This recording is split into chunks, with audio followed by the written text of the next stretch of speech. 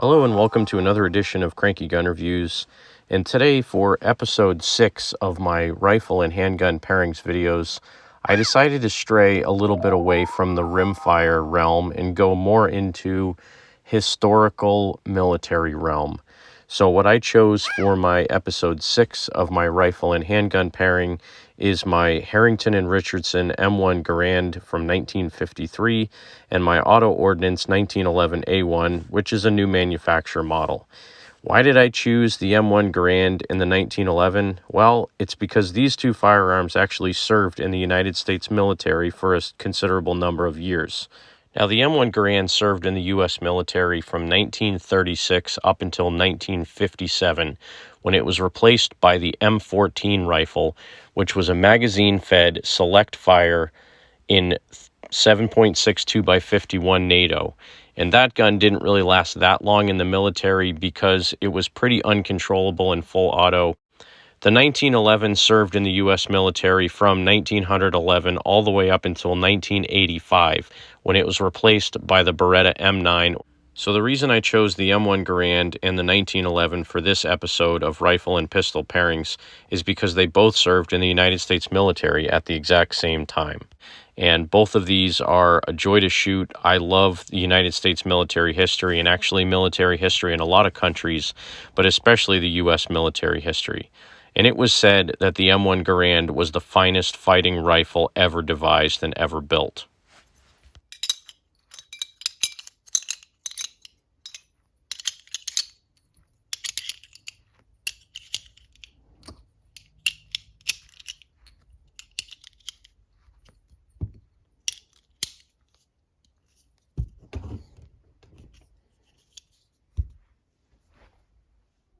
This particular day I was shooting, I had some feeding issues. I think it's because the clips I have are kind of coarse feeling and gritty.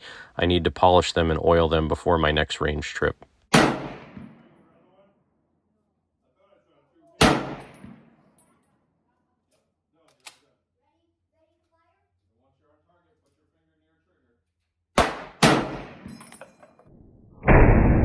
The real reason for getting the M1 Garand is the ping. I mean, come on, who doesn't love the ping?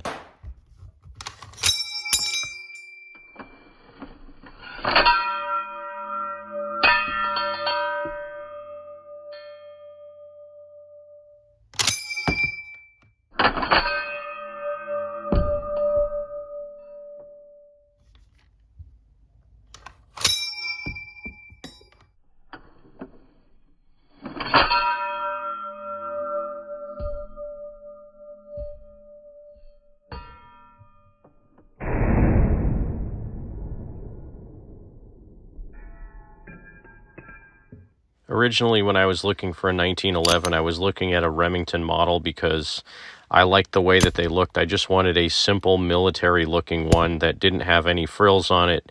And really, the only thing I've done to this Auto Ordnance 1911 A1 is actually put some upgraded sights on it because the A1 sights really kind of stink. They're so low to the barrel, I always shot low when I was shooting. And I put some nice rosewood US grips on there.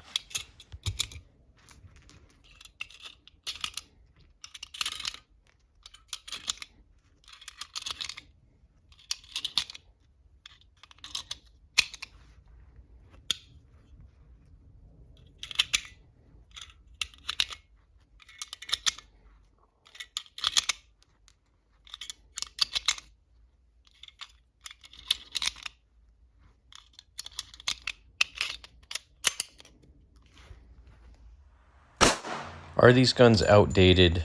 Are they invalidated with the Polymer Wonder pistols and rifles of today? I really don't think so. They're still very effective, they shoot well, and they're reliable.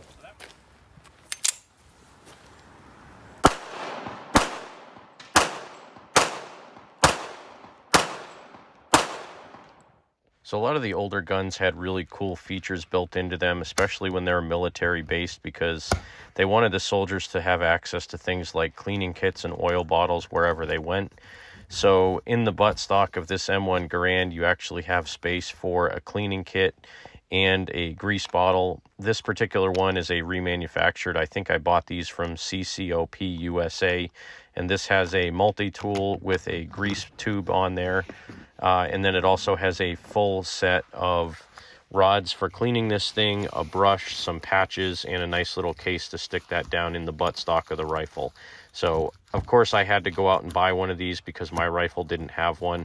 And I think I had it in my last video. This is actually a CMP, Civilian Marksmanship Program, refurbished rifle. So this thing is about in as new condition as you can possibly get for a gun that's 71 years old.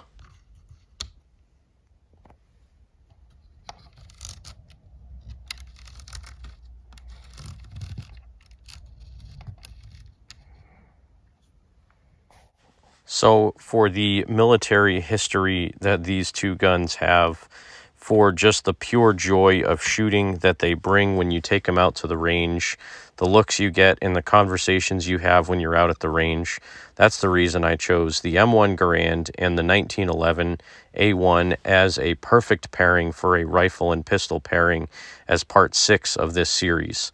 This one was a lot of fun to do, and you know, in the future, again, I'm going to have some kind of odd pairings and some other pairings that make sense to a lot of people. I think this one just makes a lot of sense. They both served at the same time in the U.S. military, and they're both fantastic to shoot. Thanks again for watching another edition of Cranky Gun Reviews. God bless America. Support your 2A rights. Get out there and shoot. And please remember, if somebody tells you to give up some of your freedom for the greater good, remind them that freedom is the greater good. And here's 2 reasons and 2 tools that we fought for this country to keep our freedom. Thanks again for watching. Tune in next time for another episode of Rifle and Pistol Pairings.